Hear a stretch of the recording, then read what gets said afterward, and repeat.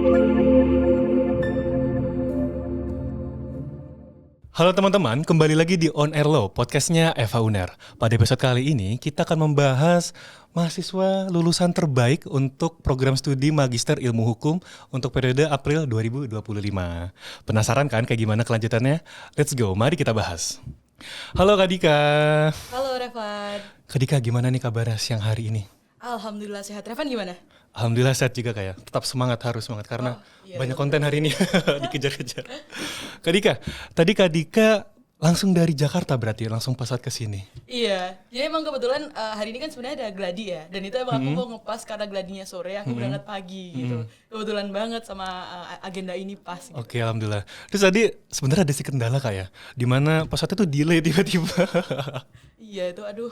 Nggak kepikiran juga bakal delay, udah flight paling pagi kan. Udah flight paling pagi itu ya? Iya pagi. Tapi untungnya kita sini sudah tepat waktu. Terima kasih banyak ya Kak sudah meluangkan waktunya di sini. Aku juga thank you ya Revan. Oke, kita thank you. Oke Kak Dika, kita masuk ke pertanyaan pertama aja ya.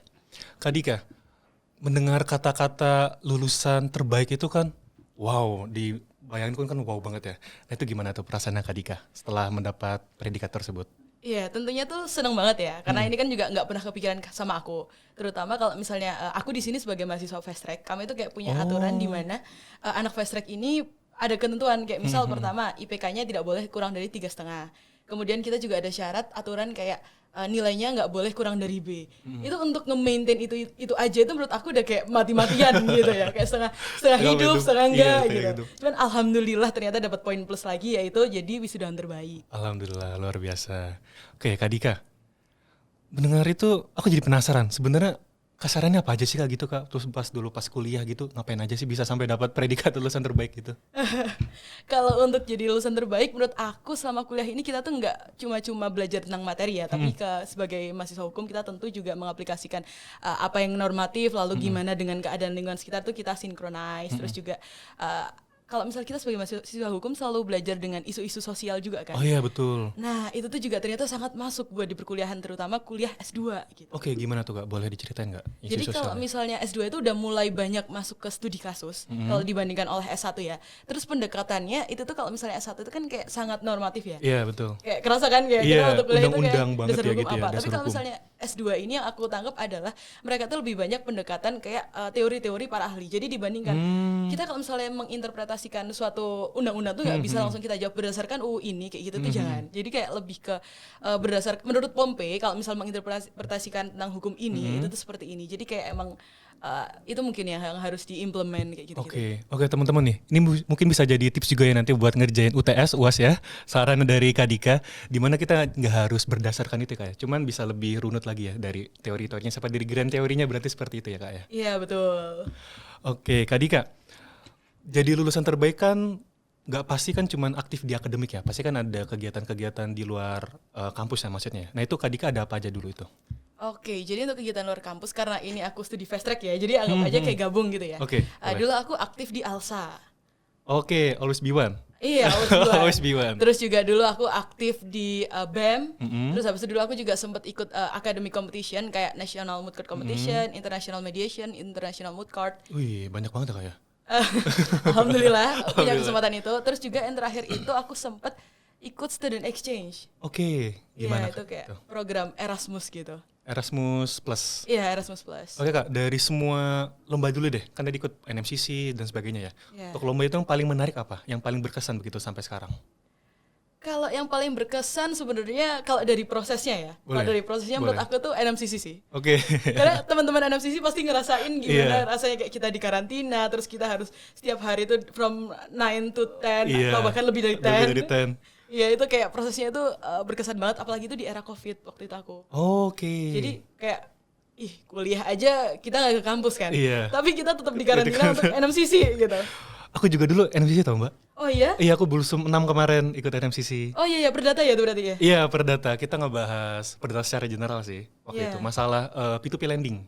Oh iya. Iya jadi ada masalah di situ. Oke Kak Dika, fast track berarti itu gimana tuh Kak? Berarti kuliahnya double berarti ya? Ada S1 juga, terus di malam S2 atau seperti apa? Iya, jadi sebenarnya studi fast track ini kalau sejauh yang aku tangkap, kita tuh didesain bisa dalam waktu 4,5 tahun tuh kita bisa lulus S1 dan S2. Oke.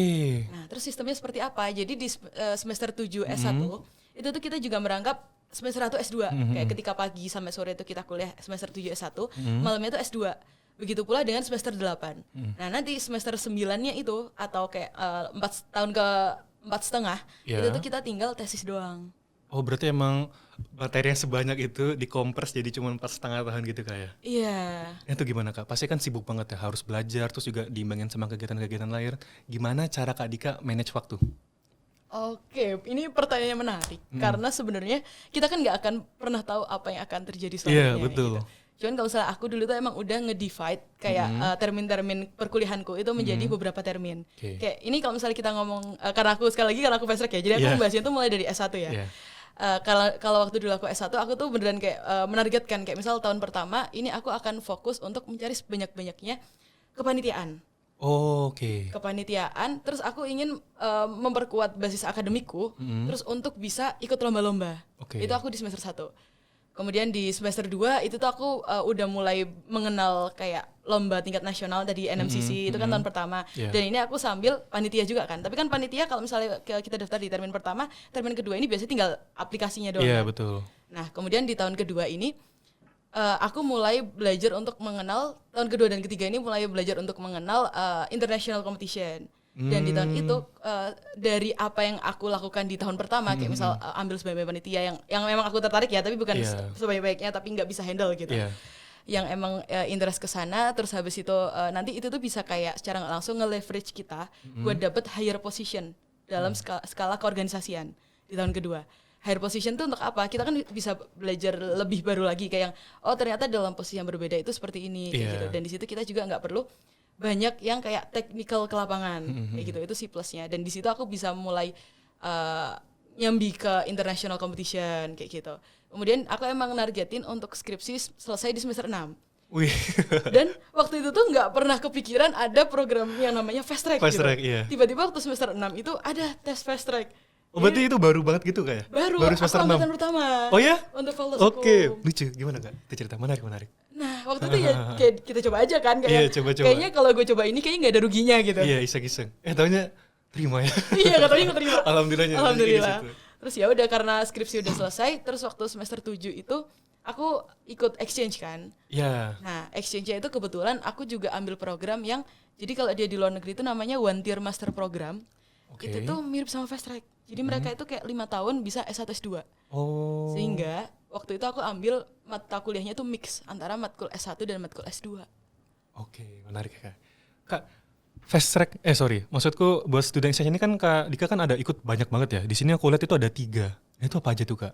Sama tolong ceritain dong ke kita itu gimana mulai dari proses awalnya sampai kepilih itu bagaimana? Oke, thank you Itu 3 pertanyaannya. tuh banyak loh Kak ya. Jadi kalau pertama itu yang aku apply itu emang 3 itu ya. Oke. Jadi kalau misal teman-teman mungkin di sini bertanya-tanya di mana aku bisa nge-apply itu semua. Iya, Jadi boleh. di sini kan ada yang namanya AGE, Erlangga Global Engagement itu. Terus aku juga dapat informasi dari VIO atau Faculty International Office, dan dari situ tuh aku banyak mencoba-coba gitu. Jadi yang pertama ini aku nyoba di University of Leeds. Ini di UK.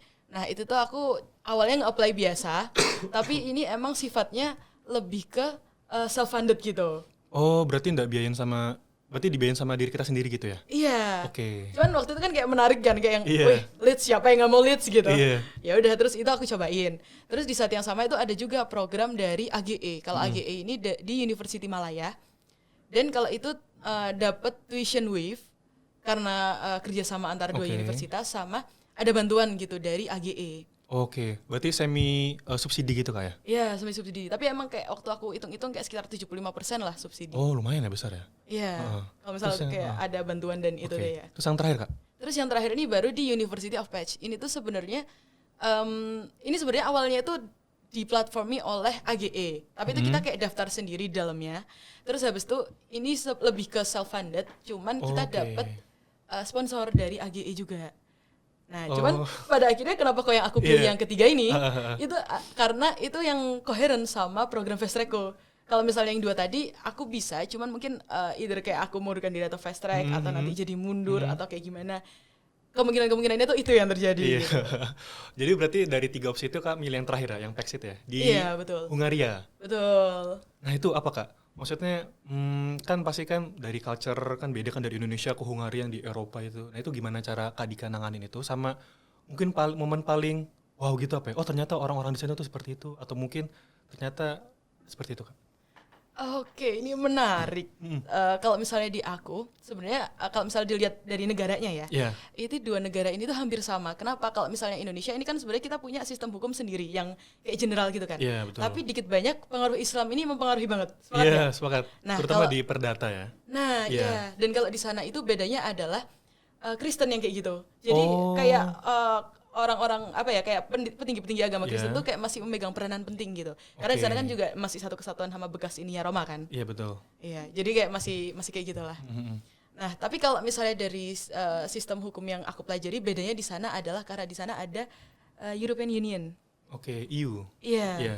Kayak jadi kalau misalnya di Indonesia tuh kayak kita sebagai negara yang berdiri sendiri, bahkan kita juga nggak terikat sama hukum-hukum ASEAN. Iya. Tapi kalau mereka itu harus terikat sama si Supranatural Organization ini. Oh, karena mereka terikat sama EU jadi globalnya EU gitu ya. Europe Iya. gitu ya.